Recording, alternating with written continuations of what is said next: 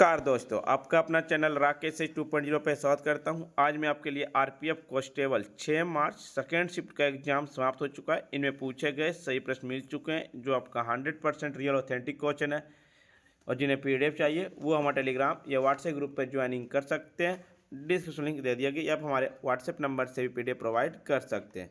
पहला जो प्रश्न दिया गया था कि पंचवर्षीय योजना किस देश से ली गई, तो सोवियत संघ रूस देश से लिया गया है। भारत के संविधान ने अपने अधिकांश प्रावधानों को दुनिया के विभिन्न देशों के संविधान से लिया गया। डॉक्टर भीमराव अंबेडकर के अनुसार भारत के संविधान को दुनिया के सभी ज्ञात संविधान के संशोधन करने के बाद बनाया गया। भारत में पंचवर्षीय योजना की शुरुआत जवाहरलाल नेहरू के समय हुई थी। भारत की पहली पंचवर्षीय योजना 1951 में शुरू हुआ। अमेरिका के संविधान से लिया गया मौलिक अधिकार, प्रस्तावना, न्यायपालिका की स्वतंत्रता, न्यायिक समीक्षा, राष्ट्रपति का महाभियोग, उपाध्यक्ष का पद। सोवियत संघ रूस से लिया गया अनुच्छेद 51 मौलिक कर्तव्य, पंचवर्षीय योजना। जापान के संविधान से लिया गया कानून द्वारा स्थापित प्रक्रिया। ब्रिटेन यूनाइटेड किंगडम के द्वारा लिया गया सरकार का संसदीय रूप, कानून का शासन, एकल नागरिकता, रिट याचिका, अध्यक्ष की संस्था और उनकी भूमिका, द्विसदनीयवाद। ऑस्ट्रेलिया से लिया गया देश के भीतर राज्य के बीच व्यापार और वाणिज्य स्वतंत्रता, समवर्ती सूची, संसद के दोनों सदनों की संयुक्त बैठक। तीसरी पंचवर्षीय योजना को प्रभावित होने का कारण क्या है? तीसरी पंचवर्षीय योजना सूखे और दो युद्ध, 1962 में भारत और चीन युद्ध, 1965 में भारत और पाकिस्तान युद्ध के कारण प्रभावित हुए थे। तीसरी पंचवर्षीय योजना 1961 से 66 तक, इसमें पंडित जवाहरलाल नेहरू के नेतृत्व में शुरू की गई थी। तीसरी योजना के समय योजना आयोग के उपाध्यक्ष D.R. गॉडगिल थे। इस योजना को गॉडगिल योजना के नाम से भी जाना जाता है। स्वतंत्र अर्थव्यवस्था, कृषि और गेहूं के उत्पादन में सुधार योजना का प्रमुख उद्देश्य थे। पांचवी पंचवर्षीय योजना 1974 से 78 तक शुरू की गई थी। पांचवी पंचवर्षीय योजना का प्रमुख उद्देश्य गरीबी, रोजगार और न्याय का उन्मूलन था। यह योजना सफल रही, 4.8 की विकास दर हासिल की। अब भारतीय राष्ट्रीय राजमार्ग प्रणाली शुरू की गई। 1978 में नवनिर्वाचित मोरारजी देसाई सरकार ने पंचवर्षीय योजना को अवकाश कर दिया गया, समाप्त कर दिया गया। अनुसूचित जनजाति संबंधित अनुच्छेद 242 होती है।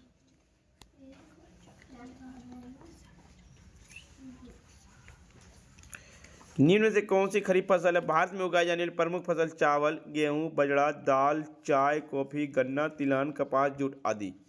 भारत में फसल 3 मौसम में होते हैं, रबी, खरीफ और जायद। खरीफ फसल देश के विभिन्न हिस्सों में मानसून की शुरुआत के साथ खरीफ फसल उगाई जाती है। इनकी कटाई सितंबर से अक्टूबर तक की जाती है। इस मौसम के दौरान उगाए जाने वाले प्रमुख फसल हैं धान, मक्का, ज्वार, बाजरा, अरहर, मूंग, उड़द, कपास, जूट, मूंगफली और सोयाबीन। चावल उगाने वाले कुछ सबसे महत्वपूर्ण क्षेत्र असम, पश्चिम बंगाल, उड़ीसा के तटीय क्षेत्र, आंध्र प्रदेश, तेलंगाना, तमिलनाडु, केरल और महाराष्ट्र, विशेष रूप से उत्तर प्रदेश और बिहार के साथ कोंकण तट में। हाल ही में धान भी पंजाब और हरियाणा की एक महत्वपूर्ण फसल बनाया गया। असम, पश्चिम बंगाल और उड़ीसा जैसे राज्यों में धान की 3 फसलें एक वर्ष में उगाई जाती है। ये औस, अमन और बोरो है।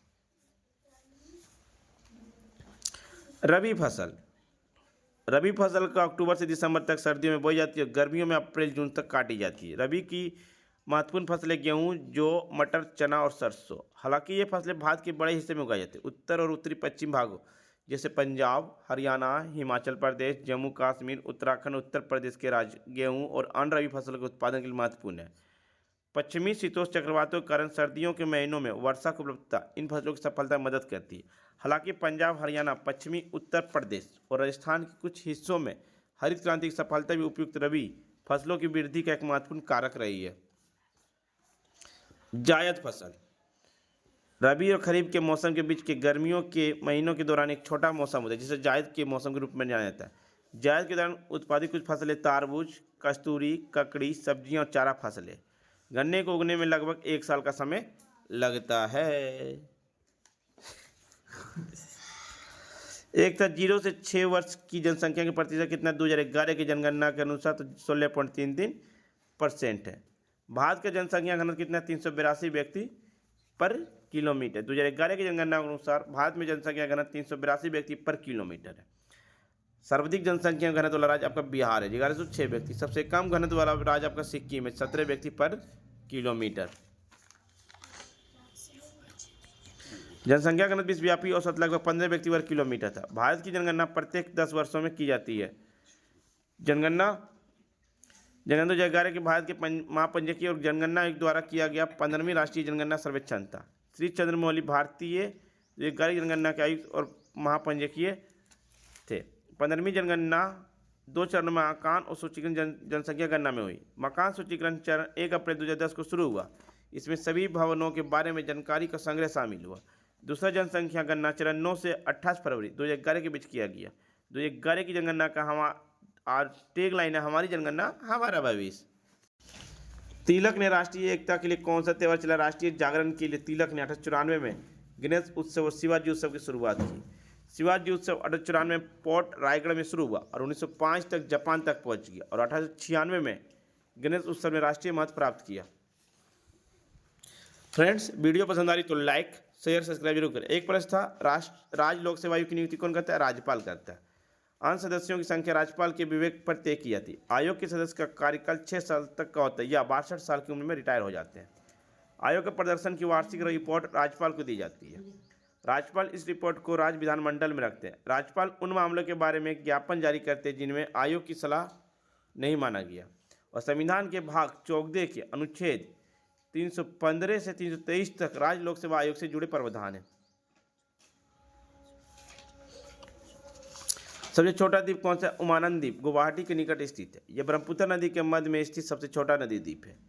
हिंदू पौराणिक कथाओं के अनुसार शिव ने अपनी पत्नी पार्वती की खुश और आनंद के लिए इस द्वीप का निर्माण किया था। वाह। गुवाहाटी भारतीय राज्य असम का सबसे बड़ा शहर है। ब्रह्मपुत्र को तिब्बत में यारलुंग, सांगपुर और अरुणाचल प्रदेश में दियांग नदी कहा जाता है। यह चीन, भारत और बांग्लादेश से होकर बहती है। सखी योजना किसके तहत चलाई गई? सखी योजना महिला सशक्तिकरण और वित्तीय समावेशन को बढ़ावा देने के लिए चलाई गई। यह योजना राष्ट्रीय ग्रामीण आजीविका मिशन के तहत चला गया, जिसे दीनदयाल अंत्योदय योजना भी कहा जाता है। इस योजना के तहत बैंक सखियों को प्रशिक्षित किया जाता है ताकि वे ग्रामीण क्षेत्रों में बैंकिंग सेवाएं प्रदान कर सके और महिलाओं को वित्तीय रूप से सशक्त बना सके। इसका मुख्य उद्देश्य महिलाओं को आत्मनिर्भर बनाना और बैंकिंग सुविधाओं से जोड़ना।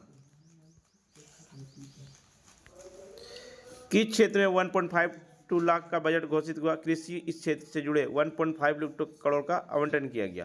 किसानों को खेती बाड़ी में 32 कृषि बागवानी फसलें, 109 उच्च पैदावार वाली जलवायु अनुकूल किस्म के जारी किया गया। एक था नीति निर्देशक तत्व किस देश से लिया गया? आयरलैंड देश से। भारतीय संविधान में आयरलैंड राज्य के नीति निर्देशक का विचार से उधार लिया गया। भारत के संविधान में निर्माता आयरलैंड ने आयरिश होम रूल आंदोलन अन्य राष्ट्रीय आंदोलन से प्रभावित थे। भारतीय संविधान का भाग 4 के राज्य के नीति निर्देशक सिद्धांत से संबंधित है। राज्य के नीति निर्देशक सिद्धांत आर्थिक और सांस्कृतिक अधिकार से संबंधित है।